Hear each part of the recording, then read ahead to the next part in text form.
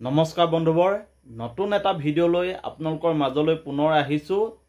আপোনালোকে জানে যে ৰাজ্য চৰকাৰখনৰ আবকাৰী বিভাগে প্ৰতিখন জিলালৈ নিৰ্দেশ প্ৰেৰণ কৰিছে আৰু প্ৰতিখন ৱাইন শ্বপক ইমান মদ বিক্ৰী কৰিব লাগিবই বুলি তেখেতলোকে সীমা বান্ধি দিছে। এতিয়া প্ৰশ্ন হয় যে অসমৰ মানুহে মদ খাবই লাগিব নেকি? মদ খোৱাটো বাধ্যতামূলক নেকি? এই সন্দৰ্ভত আজি শিৱসাগৰত ৰাইজৰ দলৰ সভাপতি তথা শিৱসাগৰ সমষ্টিৰ বিধায়ক অখিল গগৈ ডাঙৰীয়াই অসমৰ মুখ্যমন্ত্ৰীগৰাকীক কটাক্ষ কৰিছে আৰু তেখেতে কটাক্ষ কৰি কৈছে যে শিৱসাগৰ জিলাখনত 10,000 লিটাৰ যি মদৰ ব্যৱস্থা কৰিবৰ কাৰণে বাধ্যবাধকতা কৰিছে বা বিক্ৰী কৰিব লাগিবই বুলি যি নিয়ম বান্ধি দিছে ইয়াক কটাক্ষ কৰিছে আৰু ৰাইজৰ দলৰ সভাপতিগৰাকীয়ে কৈছে যে 10,000 লিটাৰ যি মদৰ চৰকাৰখনে নিৰ্ধাৰণ কৰি দিছে এয়া কম হৈছে, পাৰিলে 50,000 লিটাৰ কৰিব লাগে।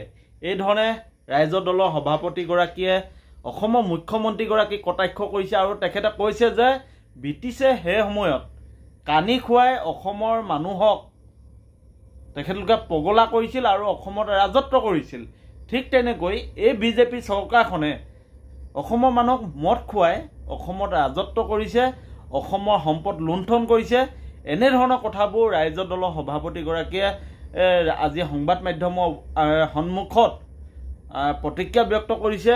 আমি ৰাইজৰ দলৰ সভাপতিগৰাকীয়ে সংবাদ মাধ্যমৰ সন্মুখত কি কৈছে আমি আপোনালোকক দেখাবলৈ চেষ্টা কৰিছোঁ।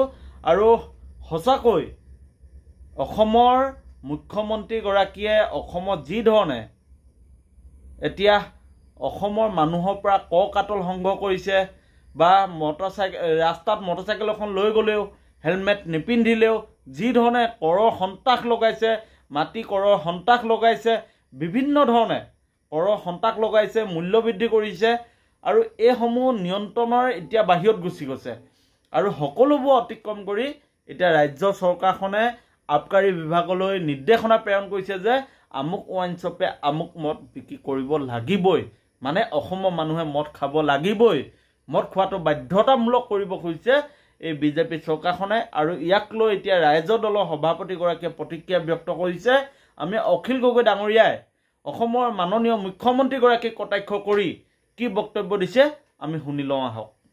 আৰু চাগে হিমন্ত বিশ্ব শৰ্মাৰ বিজেপি চৰকাৰখনে একমাত্ৰ চৰকাৰ যি চৰকাৰে আমুক জিলাৰ আমুক মদৰ দোকানখনত ইমান হাজাৰ লিটাৰ মদ বিক্ৰী কৰিবই লাগিব বুলি নিৰ্দেশ প্ৰদান কৰে। আমাৰ শিৱসাগৰক 10,000 লিটাৰ দিছে হা, এইটো অলপ কম হৈছে। হিমন্ত বিশ্ব শৰ্মাক মই MLA হিচাপে কৈছোঁ, এইটো অলপ 50,000 লিটাৰমান কৰি দিলে ভাল আছিলে। ব্ৰিটিছবিলাকে কানি খুৱাই অসমীয়া জাতিক ধ্বংস কৰিছিলে বুলি আমি শুনিছিলোঁ, কিন্তু বিজেপি চৰকাৰে এতিয়া লক্ষ্য নিৰ্ধাৰণ কৰি দিছে যে এখন জিলাৰ এখন ৱাইন শ্বপত কিমান মদ বিক্ৰী কৰিব লাগিব তাৰ এটা তালিকা বনাই দিছে। এইটোৱে প্ৰমাণ কৰে যে এই চৰকাৰখনে অসমীয়া মানুহক মদ খুৱাই পগলা কৰিব খুজিছে, মাতাল কৰিব খুজিছে